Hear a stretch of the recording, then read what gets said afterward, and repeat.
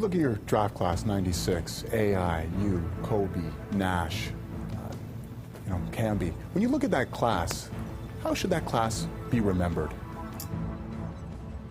We will definitely be one of the best that the NBA has produced. Just from the standpoint, we have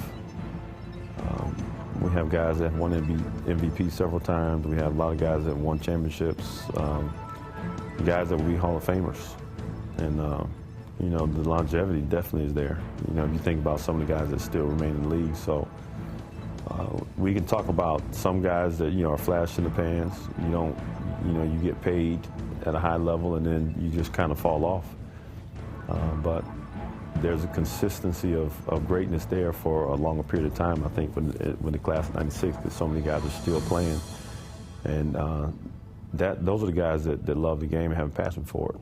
Which young player in the game impresses you the most right now?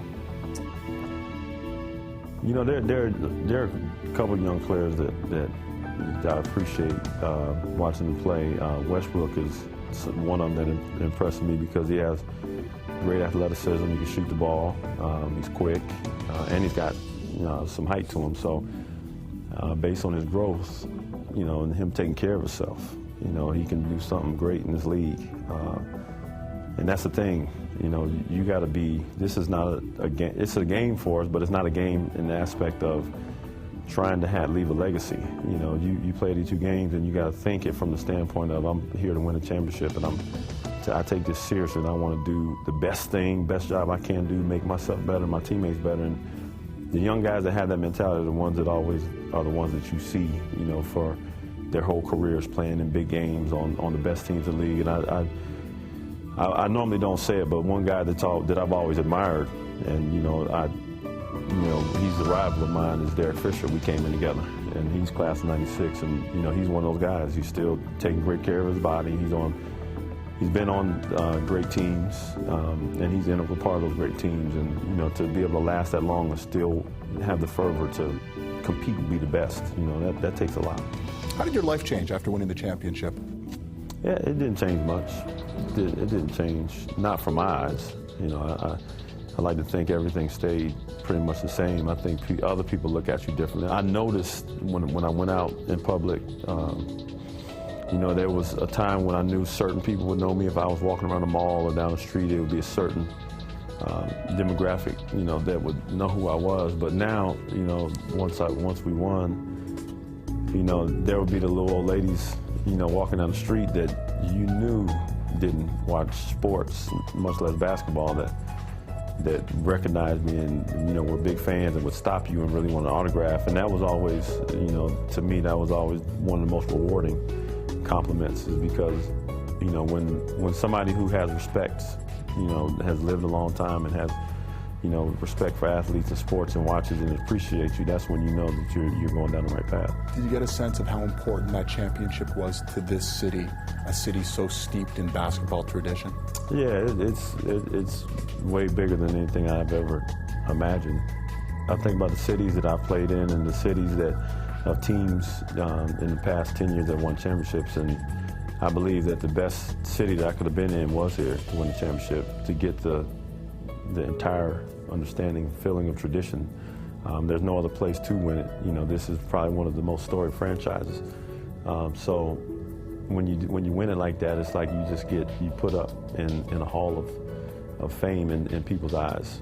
Literally, yeah. Put up in the Hall of Fame. Yeah. When you look at the personalities on this specific Boston team, what's it like playing with this group of guys right now? We have strong personalities. You be ready to fight, whether it's physical or it's some type of psychological battle, or you're arguing about something, because everybody believes they know what's right. Everybody believes they know they can get the job done. And I've been on teams where you lose 60 games in a season, and nobody fights for anything. You don't argue about anything. You just, if you lose a game, everybody just goes their own separate way. And here, it's not like that. Like, you truly have to fight tooth and nail to earn a spot here. Even when you're already on the team, you gotta have some existence. Who has the strongest personality on this team? Definitely KG. He's the guy that you can't get a word in. Don't let me tell a story about man, this lady, she wanted my autograph today, and then all of a sudden you're like, that ain't nothing.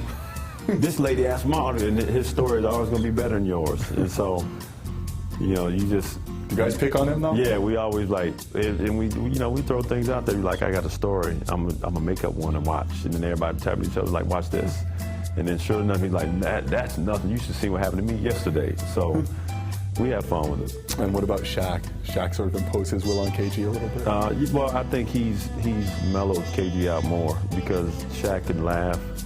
But you find Kevin like, man, I need to get away from him because I need to focus on this game. But Shaq can laugh and enjoy these moments. And the one thing I think we all are guilty of is sometimes we get too serious.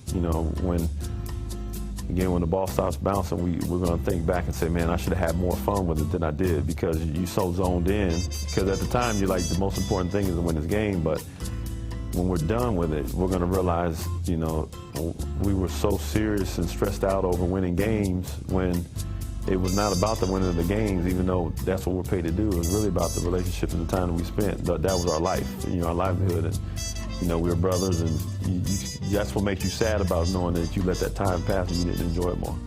Why has it worked? You came here, KG came here, a lot of detractors said their skill set's not going to mesh. Why has it worked? Because we're not the same guy, we're not the same player. We know how to stay out of each other's way. I can't impose my will on Kevin, and he can't do the same thing to me because we're all stubborn. And I'll tell you, when you get in my way, it's gonna make me fight harder towards keeping you away from me so I can carve out my space and keep my distance. But we've respected each other with that, knowing that Kevin has the way that he plays and the job that he needs to do as well as I do. Paul does, Rondo does, Perkins does, like everybody does. So we've given each other respect. And you can't ask for somebody's respect if you're not giving respect first. What influence do you think it had on Miami, on LeBron and Bosh going to join Wade, the success that the three of you have had here in Boston, them deciding to unite? Well, anytime, any team that wins, whether it's the conference finals or the whole thing, the imitation of that particular team is going to come into play where everybody says, well, in order to be this team, we got to start trying to rival what they're doing. And I believe that that's kind of been the formula. Like we need three scorers on our team, guys that we can rely on, 1, 2, all three, or if one's going bad, the other two aren't, vice versa. You always have somebody that can give you something when you're out there on the floor. And I believe that's how they wanted to emulate what we've done. But one thing we've always said, people have monikered us the Big Three, but we don't look at it, this team like that. We're not just three guys.